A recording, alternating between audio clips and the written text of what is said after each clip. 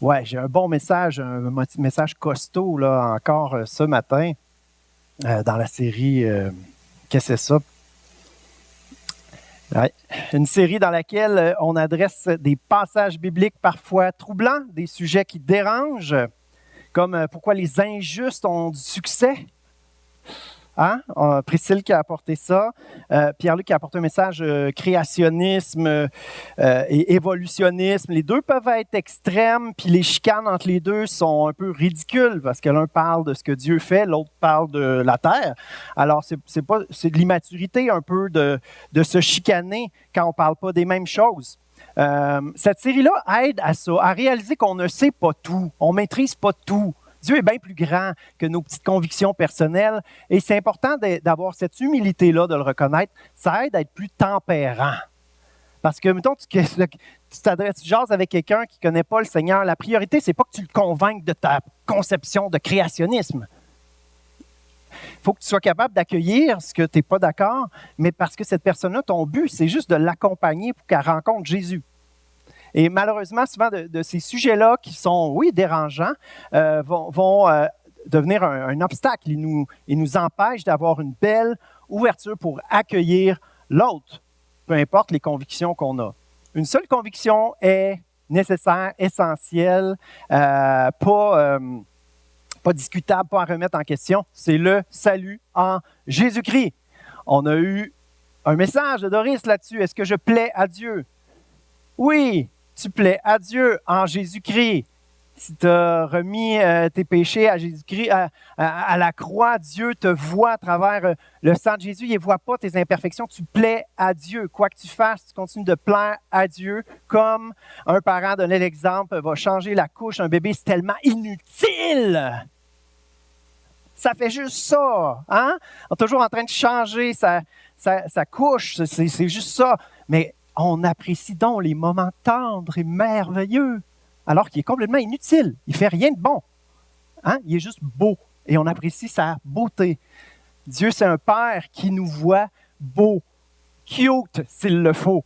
Et comme un papa s'extase devant son enfant qui fait du vélo pour la première fois, Dieu, il est comme ça. Nos progrès peuvent être très modestes, mais si vraiment on s'accroche au Seigneur, si on fait ce qu'il nous demande, il nous fait progresser. Est-ce qu'on plaît plus à Dieu à ce moment-là? Non, il nous aime toujours autant, de la même façon. Oui, on fait ce qui lui fait plaisir, puis on se réjouit avec lui. Ah, ça, c'est bien, c'est mieux, mais c'est nous qui en profitons. On grandit, on progresse. Dieu fait son œuvre en nous. Mais Dieu, on l'aime, il nous aime toujours à la perfection. La balle est dans notre camp, c'est à nous d'en profiter. Mais Dieu, lui, il ne change pas. Cette série-là est bonne pour nous amener à nous situer, à avoir les bases solides. Si le message, la vérité essentielle est solide dans notre vie, les choses secondaires, on est capable de les relativiser beaucoup mieux. C'est vraiment bon pour l'unité aussi, parce que c'est dans l'essentiel qu'on est un. J'aime tellement cette phrase bien connue que notre ancien pasteur par intérim, hein, Michel Bisaillon, qui a pris sa retraite, chérissait aussi. Il l'amenait souvent dans l'essentiel, l'unité, dans le non-essentiel, liberté, et en toute chose, la charité. Qu'est-ce que ça veut dire? C'est que l'essentiel, c'est le salut en Jésus-Christ. Après ça, notre religion, c'est d'aimer. Et aimer, ça ne veut pas dire taper sur la tête du monde pour qu'il pense comme nous. Hein? Donc, mais tout ce qui est autre que l'essentiel, puis ce qu'on doit à Dieu et aux êtres humains, qui est de les aimer parce qu'on est aimé d'un amour parfait, tout le reste, c'est comme secondaire. Et cette série-là, c'est un début, nous amener à être vraiment solide, à se rappeler c'est quoi que Dieu s'attend de nous et à être capable d'être plus relax avec le reste, être plus tempéré. Et je vous dis, dans notre société polarisée, qu'on dit, vous connaissez cette expression-là, où les gens ont des opinions contraires, puis personne ne s'écoute, puis tout le monde est en conflit. Avoir de la tempérance, c'est vraiment un fruit de l'esprit remarquable, extrêmement pertinent. Et non seulement dans la société, mais dans l'Église aussi. Parce que on est de la société dans laquelle on baigne et on est un peu comme ça avec nos positions, nos opinions sur des choses essentielles? Non, sur des choses secondaire. Donc, se chicaner sur ces choses-là et se diviser, c'est de l'immaturité. Je suis sévère, hein? Mais c'est la réalité. Une autre chose que ça amène, cette série-là, c'est plus de curiosité. On se rend compte que, OK, on a certaines petites convictions, mais que, si on creuse, là, wow, il y a des choses intéressantes à découvrir. Donc, ça amène un désir d'en savoir plus, de comprendre plus, de tester peut-être nos croyances. Et si on les teste, si on les éprouve, c'est comme l'argent, l'or qu'on met au feu, qui est éprouvé, il devient plus pur, plus solide. Moi, j'aime la comparaison entre quelque chose de rigide et quelque chose de solide. Rigide, ça ne veut pas dire solide. Rigide, ça casse. Solide et souple. Solide, mais souple. Quand les autres ont des opinions contraires, tu es capable de jazzer ça, tu es capable de dealer avec ça, mais ça ne fait pas que tu es mou. Rigide, ça ne veut pas dire solide. Et cette série-là devrait nous aider dans ce sens-là. Ce matin, on adresse le sujet probablement le plus troublant de la Bible. Rien de moins. Je ne mange pas mes mots. Et comme introduction, je vais vous parler du génocide au Rwanda. 1994, les jeunes sont en bas ce matin. Non, les jeunes sont là. Oh boy. En 1994, c'est-à-dire le siècle dernier, le millénaire précédent, non mais c'est vrai, hein? Il y a eu un génocide au Rwanda. Un génocide, c'est une nation qui veut complètement exterminer une autre nation. C'est vraiment quelque chose d'horrible, de terrible. Et l'armée canadienne s'est présentée sur les lieux et avait aux commandes comme général Roméo Dallaire. Merci, Doris. Et Roméo Dallaire, ça a été toute une expérience. Quand il est revenu, il était en choc post-traumatique, dépression. Il a fini par se relever. Il a écrit un livre qui s'appelle « J'ai serré la main du diable ».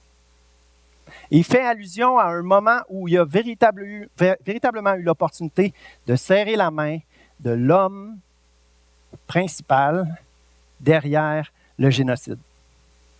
C'est vraiment comme avoir serré la main de Hitler. On connaît plus ce génocide-là. J'ai serré la main du diable. C'est des moments troublants qu'il a vécu là-bas, absolument horribles. Il n'y a pas pire que ça, honnêtement. Tuer non seulement des soldats, des bases militaires, détruire des bases militaires, mais non. Hommes, femmes, enfants, vieillards, tout le monde, les villages, pas de catégorie. On veut se débarrasser de la population entière. Il n'y a rien de plus horrible que ça.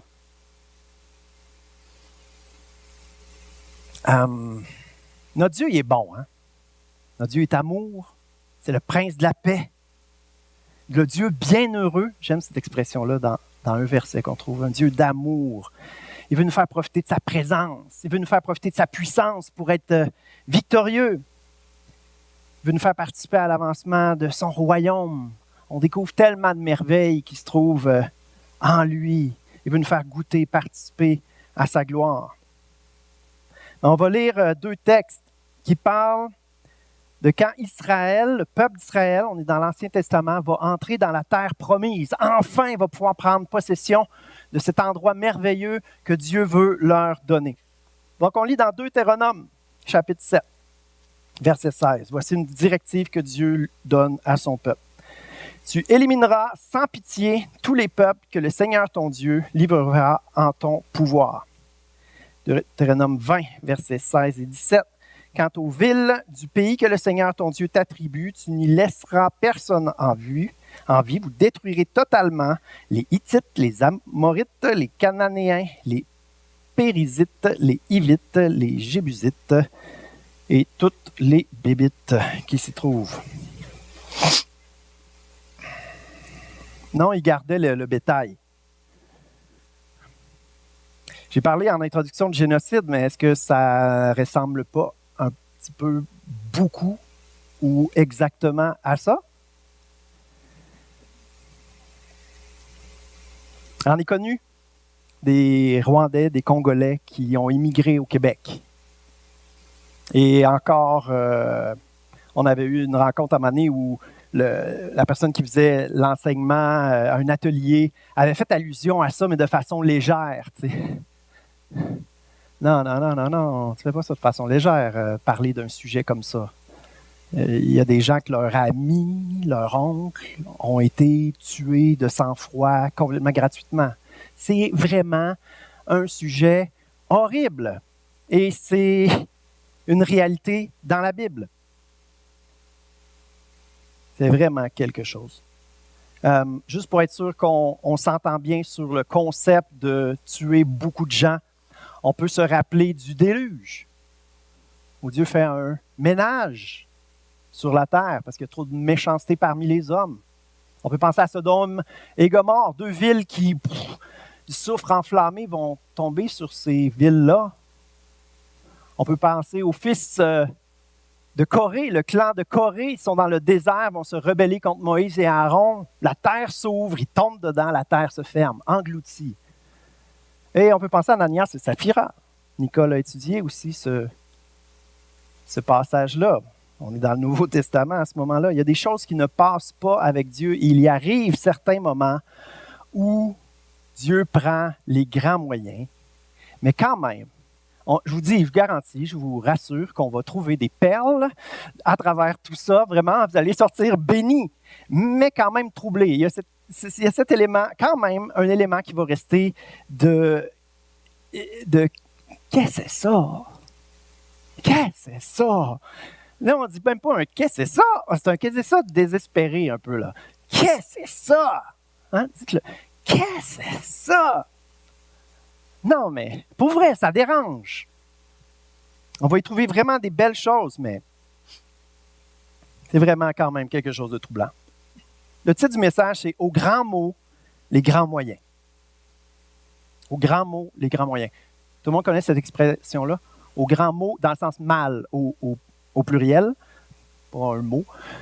Aux grands mots, aux grands problèmes, aux grands mal, les grands moyens. Donc, les grandes façons de régler le problème du mal. Aux grands mots, les grands moyens. Si vous n'êtes pas d'accord avec cette expression-là, pensez à quelqu'un qui aurait une main infectée à un point tel que là, ça va monter dans le bras, ça va infecter le sang. On peut mettre une photo. Vaut mieux, à ce moment-là, couper le bras. C'est radical. Qui aime l'idée de se faire couper un bras? Non. Mais si c'est pour souffrir terriblement et mourir, tu dis merci au chirurgien orthopédique qui te coupe le bras. Et une belle vie peut t'attendre avec un mognon. Aux grands mots, les grands moyens. Deux éléments qui peuvent rassurer. Peut-être. C'est des hypothèses. Je vous amène des éléments extérieurs à la Bible qui permettent de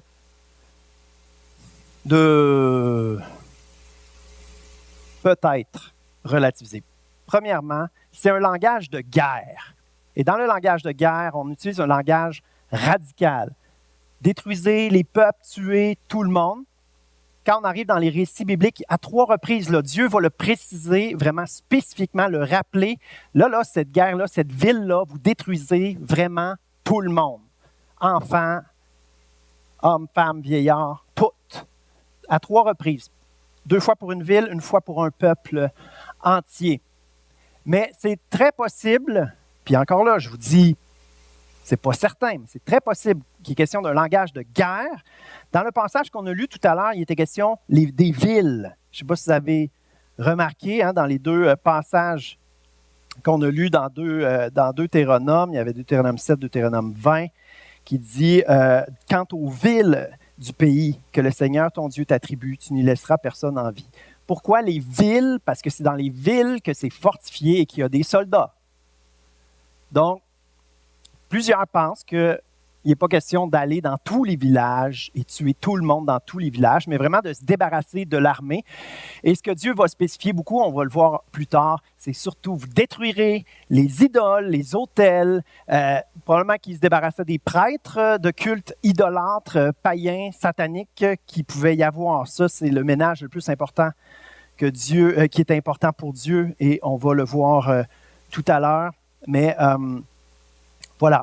Il y a cette possibilité-là que ce soit un langage vraiment de guerre et que c'est l'armée qu'on veut détruire. L'autre élément, c'est que dans les recherches historiques et archéologiques, Israël n'a pas la réputation d'avoir été un peuple barbare qui tuait tout le monde, hommes, femmes, enfants, vieillards, brûlait tous les villages. Parce que ce qui se passe, c'est qu'en général, ça a toujours été comme ça, il y a une certaine éthique de guerre.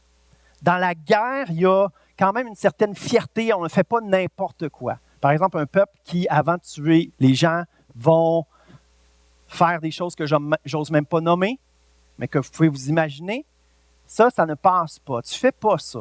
Ce n'est pas parce que tu es en guerre que tu n'aimes pas un peuple, que tu lui en veux, que tu vas faire des choses atroces, inhumaines aux gens. Il y a une éthique de guerre. La guerre, parfois, devient nécessaire pour se défendre, mais on ne fait pas n'importe quoi.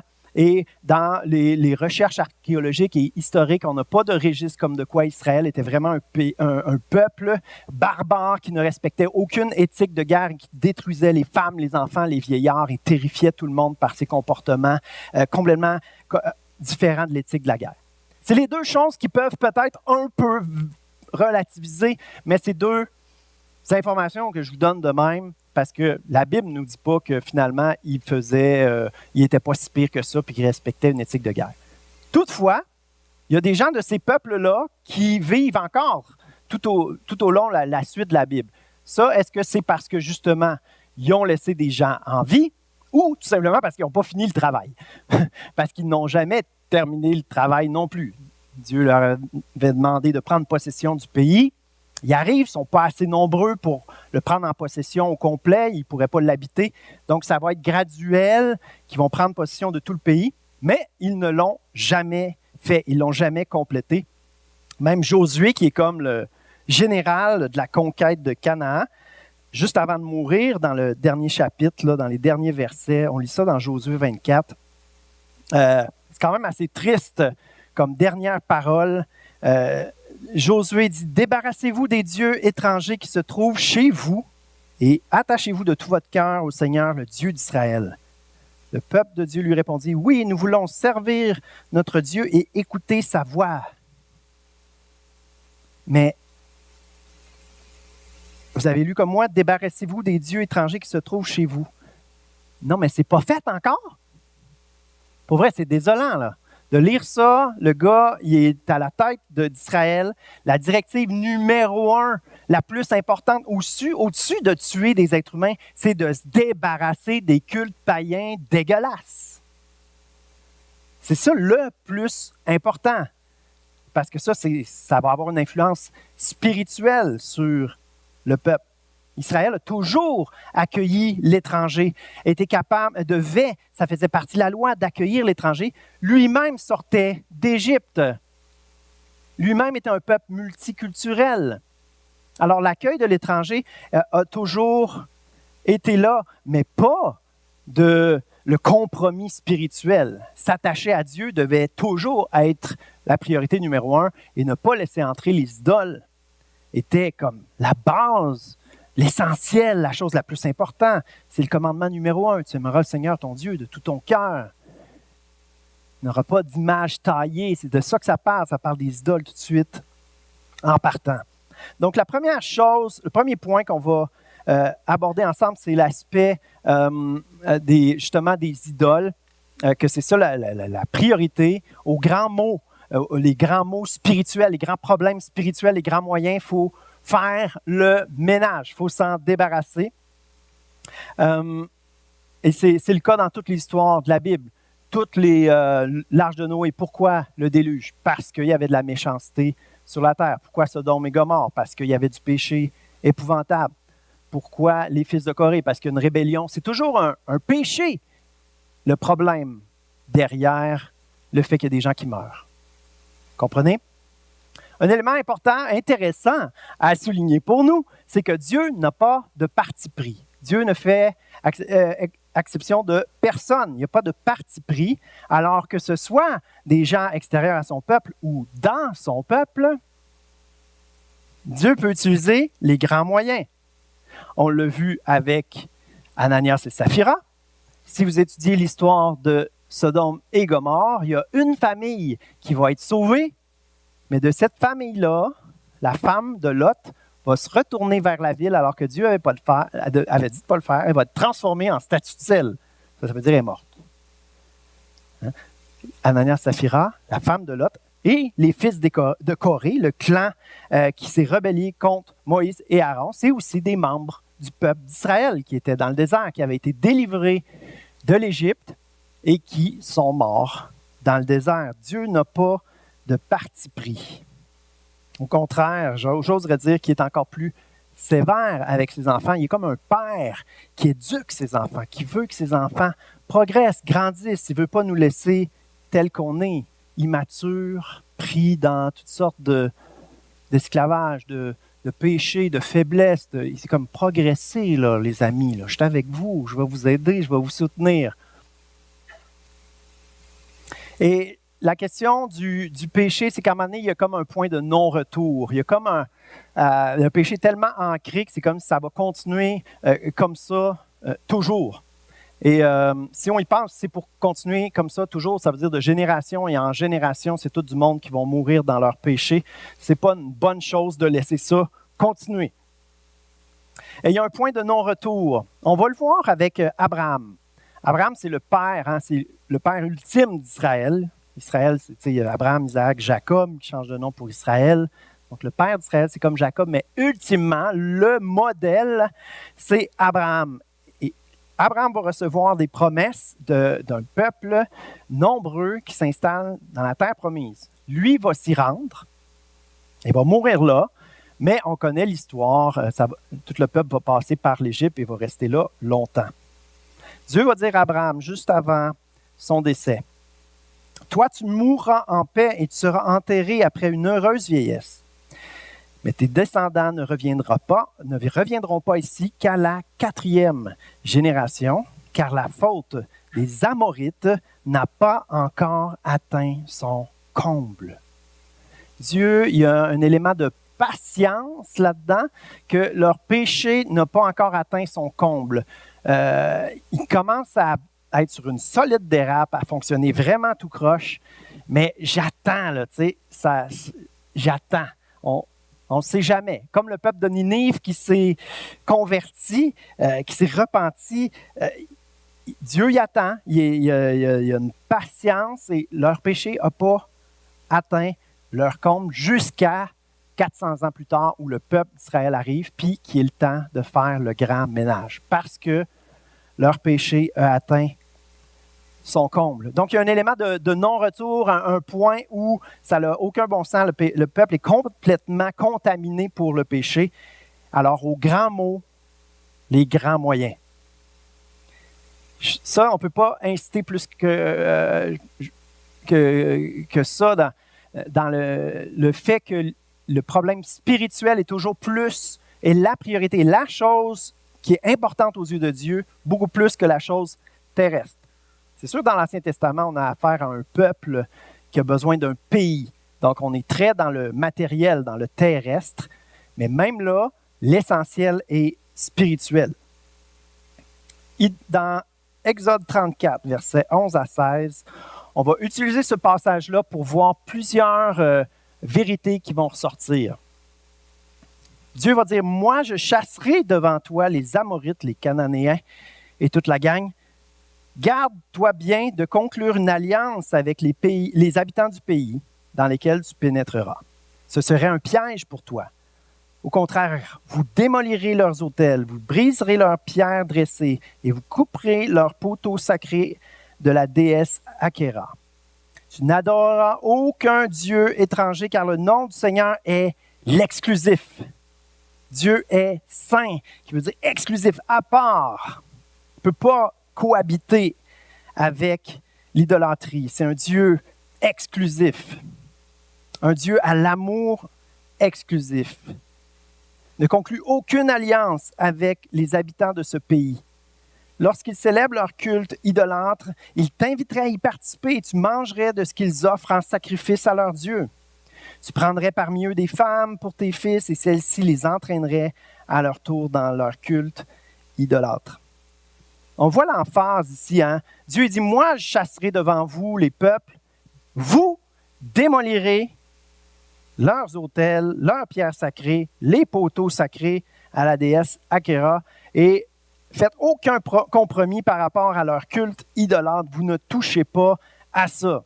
Prostitution sacrée, sacrifice d'enfants, c'est non. Puis tu sais, le culte idolâtre, c'est pas juste de se prosterner bêtement devant des statues. Des fois, on a tendance peut-être à mépriser ça parce qu'on comprend pas trop. Mais ça, c'est juste que tu vois physiquement. C'est un culte au démon. Là. C'est quelque chose de démoniaque. C'est un vrai culte spirituel. Donc non, c'est loin d'être banal. Et ce que Dieu veut, le plus important pour lui, ultimement, l'essentiel pour lui, c'est un clean-up spirituel, un clean-up de toute religion païenne. Le grand mal à se débarrasser, c'est l'idolâtrie. Et dans ce cas-là, c'est aux grands mots, les grands moyens. J'aime vraiment le fait qu'au début, du passage, c'est Dieu, il dit, moi, je chasserai devant toi les peuples. C'est comme il dit, moi, je vais m'occuper des êtres humains. Inquiète-toi pas avec les guerres, ça va bien aller. Mais il donne la directive, vous démolirez. Dieu va s'occuper des choses terrestres. Nous, priorisons les choses célestes. Ça ressemble tellement à chercher premièrement le royaume des cieux et sa justice. Et toutes ces choses, les choses terrestres, inquiétez-vous pas de ça. Dieu va s'en occuper. C'est comme s'il disait, occupez-vous de mes affaires, mais on va m'occuper de vos affaires. Occupez-vous des choses chères à mon cœur, importantes pour moi. Je vais m'occuper des choses terrestres. Ça, c'est des choses techniques, c'est des banalités. Je vais m'en occuper, inquiétez-vous pas, je vais être là avec vous. Puis, si vous réglez l'essentiel dans votre vie, ce qui est secondaire, ça va bien aller. Si vous mettez de l'ordre dans votre vie par rapport à ce qui est spirituel, ce qui est cher à votre cœur, vous allez être très bien capable de gérer les choses de ce monde. Un élément extrêmement important dans tout ça, c'est d'empêcher le risque d'influence. On l'a vu, Dieu veut éviter que son peuple soit influencé. Dans ce passage-là qu'on a lu, c'est dit 2 fois. Au début, il est écrit « Garde-toi bien de conclure une alliance avec les habitants du pays dans lequel tu pénétreras. Ce serait un piège pour toi. Au contraire, vous démolirez leurs autels. » Et ça continue. Et à la fin, ça dit « Prenez pas des femmes pour vos enfants. Celles-ci les entraîneraient à leur tour dans leur culte idolâtre. » Dieu ne veut pas que son peuple soit entraîné, attiré vers ces choses-là. Ce serait un piège. Donc, en faisant un grand ménage, ça permet d'éviter cette influence-là. Au lieu de aux grands mots, les grands moyens, on pourrait dire aux grands risques, les grands moyens. Le risque d'influence, on va couper ça. Si vous lisez la fin de Josué, ses dernières paroles sur son lit de mort ne sont pas très encourageantes. Il dit, ouais, vous allez vous détourner de Dieu. Il dit, moi et ma maison, nous servirons l'Éternel, mais je vous dis, vous allez... Il voit déjà qu'il néglige de faire le ménage dans le pays. Et c'est ce qui va se produire. Des éléments bénissants à travers cela, qui avaient hâte d'être fortifiés. Dieu aime d'un amour jaloux. Ce mot-là, jaloux, a évolué dans la langue française. Dans la version qu'on a lue, ça a parlé d'un Dieu exclusif. Un Dieu, un amour exclusif. Ça, on comprend ce que c'est. Hein? Dans le mariage, c'est ce qu'on fait. Je promets de t'aimer, toi. Je renonce à toutes les autres. Ça va être seulement que toi. Je fais une alliance avec toi. Les autres n'existent plus pour moi. C'est exclusif. C'est un engagement à cela. Une relation exclusive. On a lu, tu n'adoreras aucun Dieu étranger, car le nom du Seigneur est l'exclusif. C'est un Dieu à l'amour exclusif. Dieu est un Dieu saint, il veut qu'on se consacre à lui, il veut être le premier, il veut être au centre de notre vie. C'est là, d'un bout à l'autre de la Bible, ce qui est le plus cher au cœur de Dieu, c'est d'avoir une relation d'intimité avec nous. Il veut notre cœur, il veut tout. Et comme Dieu il est parfait, quand il donne tout, il fait des merveilles. Même si notre tout vaut pas cher, même si notre tout est tout magané, Dieu veut qu'on y donne tout. Et à partir de ce moment-là, il fait des merveilles. Difficile à croire des fois. Dans mon cas, c'était difficile à croire. Quand je me suis consacré à Dieu, je valais plus rien. J'étais en dépression. J'étais plus capable d'avoir de la volonté. Je paniquais. Je ne pourrais jamais être un père. Je ne pourrais jamais travailler parce que j'étais tellement au ralenti. Puis là, je remets ma vie entre les mains de Dieu. Puis quelle grâce! Alors que humainement, je ne vaux rien. Je réalise qu'à ses yeux, c'est le plus beau cadeau que je pouvais y faire. De y donner mon cœur en miettes, ma santé scrapée à cause de mes mauvais choix. Mais Dieu, c'est ça qu'il veut, notre tout. Et il fait des merveilles avec nous quand il donne tout. Un élément peut-être surprenant là-dedans, c'est que Dieu veut toujours sauver.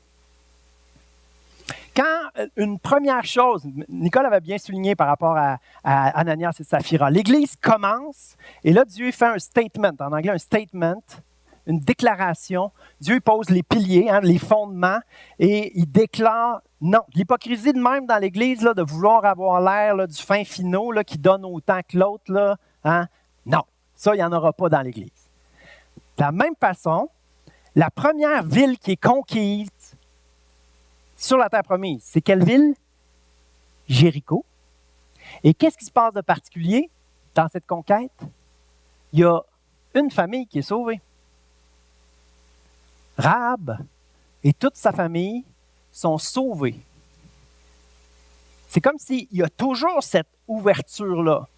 Et dans la Bible, c'est très souvent comme ça. Ruth, qui est d'un peuple maudit, va dire à Naomi, non, ton Dieu sera mon Dieu, ton peuple sera mon peuple. Et elle s'attache à sa belle-mère et devient une personne à part entière du peuple d'Israël. Et dans la loi, il y avait cet élément-là d'accueillir l'étranger. Et si l'étranger veut agir conformément à la loi d'Israël puis s'attacher à Dieu, dans le temple, il y avait une section pour ceux qui arrivaient de l'extérieur.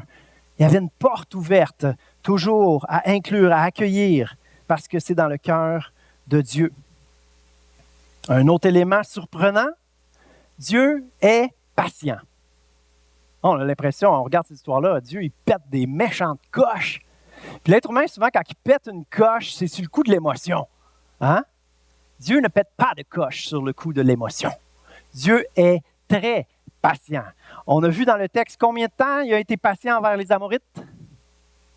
400 ans.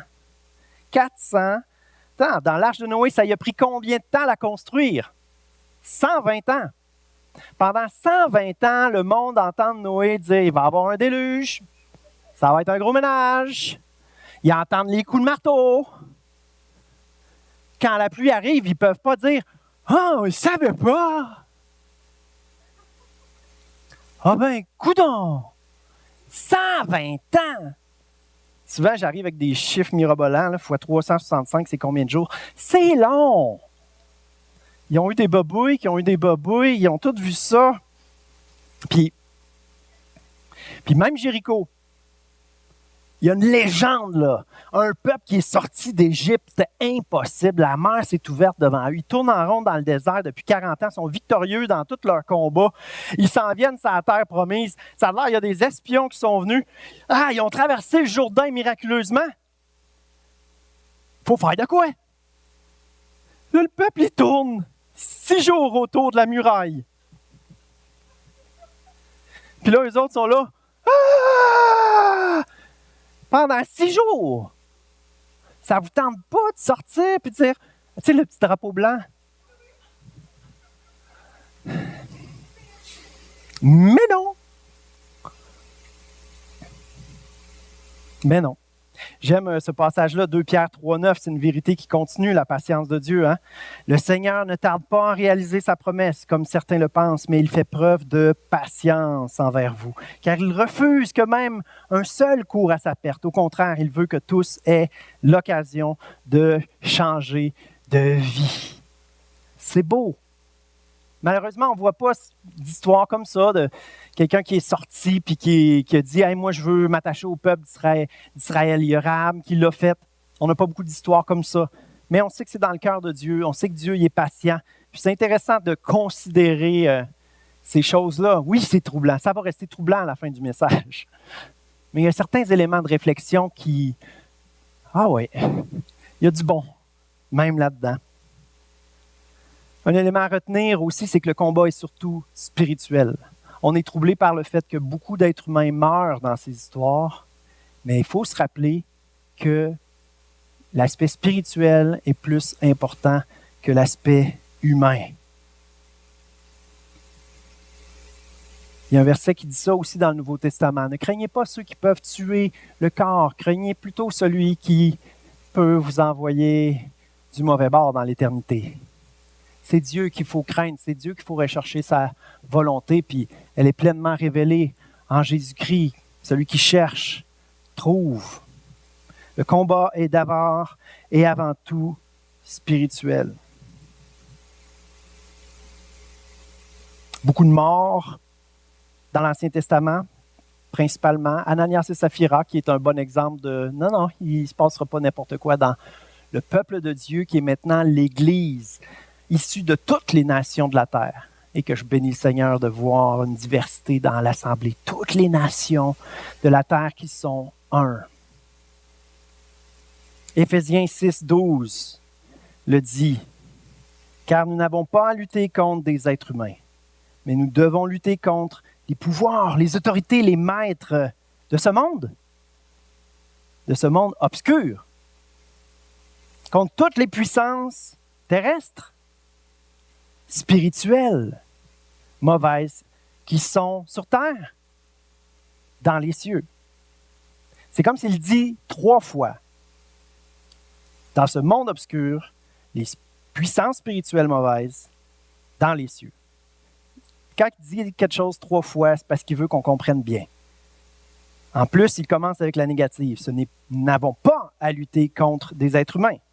Et nous devons lutter contre les pouvoirs, les autorités, les maîtres de ce monde obscur, contre toutes les puissances spirituelles mauvaises qui sont dans les cieux. La priorité, la chose au-dessus de tout, ce qu'il faut rechercher premièrement, c'est le royaume de Dieu, la justice de Dieu, notre relation avec Dieu. C'est ce qu'il faut chérir le plus, devenir de plus en plus comme Jésus. Il faut que ça soit notre objectif numéro 1 dans la vie.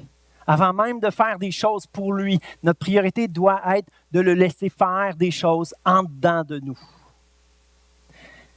Quand on a des comportements, quand on a des émotions contraires à la pensée, contraires au cœur de Christ, le but, c'est pas juste de se forcer pour avoir des meilleurs comportements, puis de refouler ces émotions mauvaises-là. Non, le but, c'est de demander à Dieu d'où ça vient, ça. Puis là, quand il met le doigt sur le bobo, il nous transforme, nous guérit, nous restaure, nous transforme. Il enlève ce qui est mauvais et il amène la vie. Et c'est là qu'on est transformé véritablement. De gloire en gloire, de progrès en progrès. Le chrétien ne devient pas une bonne personne. Le chrétien devient quelqu'un de transformé à l'image de Christ qui agit bien. Vous voyez la différence? Le chrétien, ce n'est pas quelqu'un qui a un bon témoignage parce qu'il se force pour être une bonne personne. Le chrétien, c'est quelqu'un qui se laisse transformer avec humilité, qui se présente devant Dieu. Révèle-moi, c'est quoi mon problème? D'où ça vient que j'ai ça en dedans de moi? Ouvre mes yeux, révèle-moi. Puis il le fait. Il nous révèle les choses qui ont besoin d'être changées dans notre cœur, d'être guéries dans notre cœur. Et on n'agit plus de la même façon après. Pas juste parce qu'on se force, mais parce qu'on est guéri, libéré. C'est pour ça qu'on insiste encore et encore que la vie chrétienne, ce n'est pas par nos propres forces, mais c'est par l'œuvre de Dieu en nous. C'est tellement pas ce qu'on veut, c'est tellement pas logique. Nous, on veut se forcer. Je m'en vais au gym, je m'entraîne, puis je deviens fort. Puis là, c'est pas ça. La logique terrestre n'est pas la logique spirituelle. Tu veux devenir une bonne personne, tu n'as pas besoin de forcer. Tu as besoin avec humilité d'aller devant Dieu. Qu'est-ce que tu veux changer en moi? Puis la violence à avoir n'est pas extérieure. La violence à avoir est contre ce que l'ennemi a réussi à faire en dedans. Les mensonges qui sont entre les blessures, les masques qu'on s'est mis pour se protéger, la personnalité qu'on s'est donnée pour que ça fonctionne bien autour de nous. Mais on le sait qu'on n'est pas libre, qu'on n'est pas nous-mêmes. Dieu veut qu'on soit nous-mêmes, libres, épurés, libérés. Et c'est un travail. Au grand mot, les grands moyens. L'appel ce matin, ce serait ça. Réaliser, reconnaître qu'en dedans de notre cœur, il y a du mal qui a été fait. Puis au grand mot, les grands moyens. J'ai des problèmes. Je suis imparfait. Je réagis mal dans certaines situations. Je me fâche puis je me demande pourquoi. Au grand mot, les grands moyens. Il n'est pas question que je continue de vivre d'une façon tellement contraire au cœur de Christ, tellement contraire à Jésus. On va se placer devant Dieu ce matin puis lui demander, « Seigneur, y a-tu des idoles dans ma vie? Du mal dans ma vie? Des blessures dans ma vie? Parfois, c'est des mauvaises choses qu'on doit radicalement détruire, radicalement adresser devant le Seigneur. » Radicalement. Je vais donner l'exemple de la pornographie. Oui, il faut prendre les moyens radicaux. Mettre une application sur son téléphone. Et il faut demander à Dieu d'où ça vient. Que je veuille aller chercher mon plaisir là-dedans. Pourquoi je ne suis pas satisfait en toi? Guéris-moi, Seigneur. Les mauvaises choses, il faut s'en débarrasser radicalement et demander au Seigneur de nous transformer, nous guérir, nous libérer, sans aucun compromis.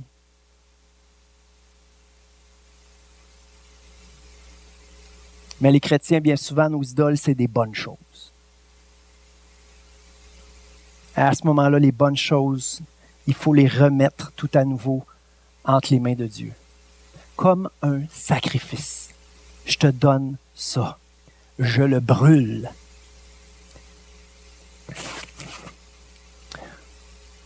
Ma carrière, je la mets sur l'autel. Je la brûle. Seigneur, je veux faire ce que toi tu veux que je fasse. Renouvelle en moi tes désirs, ta volonté, ce que tu veux pour ma vie. Révèle-moi, Seigneur, ton cœur. Je veux faire ta volonté. Je veux vivre pour toi. Alléluia. Toutes les bonnes choses. Mes enfants, Seigneur, je te les remets. Ils sont à toi. Je te les confie. Je veux faire ce que tu veux que je fasse. Et arrêter de faire ce que tu ne me demandes pas de faire. Les relâcher entre tes mains. Te faire confiance, Seigneur. Tout ce qui peut être une idole dans notre vie. L'argent. Le divertissement.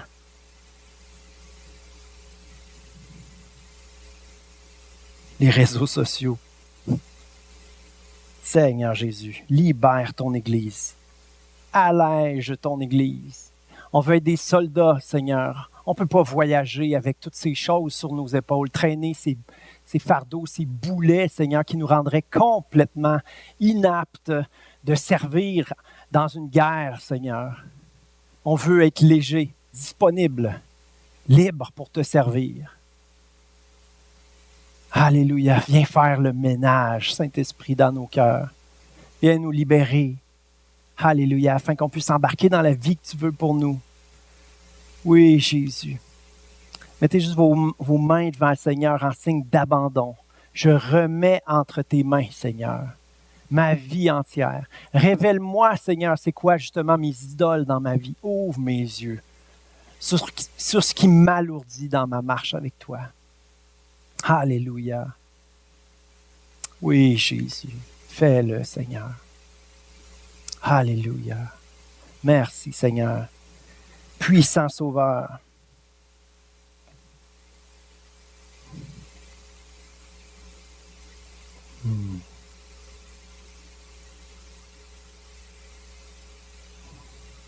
Alléluia. Peut-être qu'il y en a qui ont un blocage dans le fond, dans le sens qu'ils se sentent... Ils ne sont même pas capables de faire ça parce qu'on se sent indigne d'être devant Dieu, indigne de lui donner ce qu'on a à lui donner. On n'a même pas accès à Dieu, on n'y croit pas. Alors, effectivement, c'est impossible dans ce temps-là. Si on lutte avec un sentiment d'indignité, de culpabilité, effectivement, on ne peut pas se présenter devant Dieu. Sale, imparfait. On a raison de penser qu'on ne peut pas se présenter devant Dieu. Parce qu'un pécheur est coupable. Il y a une condamnation qui repose sur nous. À travers l'histoire qu'on a vue, on a vu Dieu sévir contre le mal, contre le péché. Il a manifesté son jugement, il a exercé des sentences sévères. Mais il est venu un temps où il est venu. Les Juifs pensaient encore une fois qu'il venait régler un problème d'oppression politique, mais il était venu régler le problème du péché pour l'humanité entière. Alors ton sentiment d'indignité, de culpabilité qui fait que tu ne vas pas devant Dieu, Jésus l'a porté à la croix. Alors ces choses-là, c'est de les pitcher à la croix. Merci Jésus pour la justice. Le fait que je suis acquitté, libre, et que je peux me présenter devant toi et mettre ma vie sur l'autel pour que tu en puisses en faire des merveilles.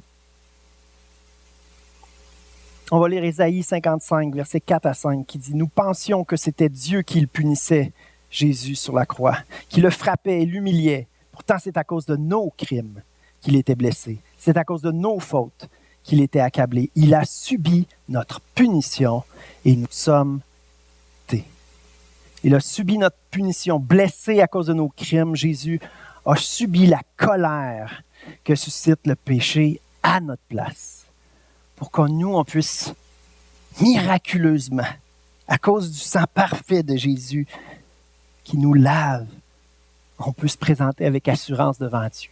Merci Seigneur. Alléluia. Si c'est votre cas ce matin, si vous comprenez ce que Jésus a fait à la croix pour vous, qui vous permet de vivre une vie avec lui, mettez la main sur votre cœur, puis on va répéter après moi ces paroles. Je demanderai à toute l'Assemblée de les répéter pour qu'on le dise ensemble, puis que ça nous encourage à le faire ensemble. Seigneur Jésus, je me présente devant toi, reconnaissant que je ne vaux pas grand-chose, que je suis coupable. Je te remercie, Jésus, d'avoir porté ma culpabilité à la croix. Maintenant, je veux accueillir ton pardon, accueillir ton amour. Je ne le mérite tellement pas, mais je le crois. Alors, je t'accueille dans mon cœur. Viens remplir ma vie. En fait, je te donne ma vie pour pouvoir recevoir la vie que tu veux pour moi.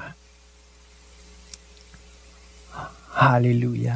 Laissez-moi prier pour vous ce matin. Seigneur, je prie pour chaque personne ce matin, ceux qui t'ont remis leur vie, ceux qui l'ont renouvelé, cette consécration à toi, ce désir de se consacrer à toi, de vivre la vie que tu veux, qui ont abattu des autels, des idoles, des poteaux sacrés dans leur vie, Seigneur, qui ont décidé radicalement de te laisser faire ta volonté, de te laisser prendre la place. Ceux qui ont compris de façon plus sérieuse la façon que tu veux agir, qui n'est pas juste qu'on se force pour devenir des bonnes personnes, des bons chrétiens, puis avoir un bon témoignage. Mais tu veux nous guérir à l'intérieur. Tu veux nous révéler ce qui a besoin d'être guéri, transformé, pour qu'on devienne comme toi. Et qu'alors on puisse vivre librement, Seigneur, de ta liberté, celle que tu donnes, oh Dieu. Alléluia, toi qui as obtenu la victoire pour nous. Oui, Seigneur, fais de nous des serviteurs à travers lesquels tu vas pouvoir te glorifier, ô Dieu.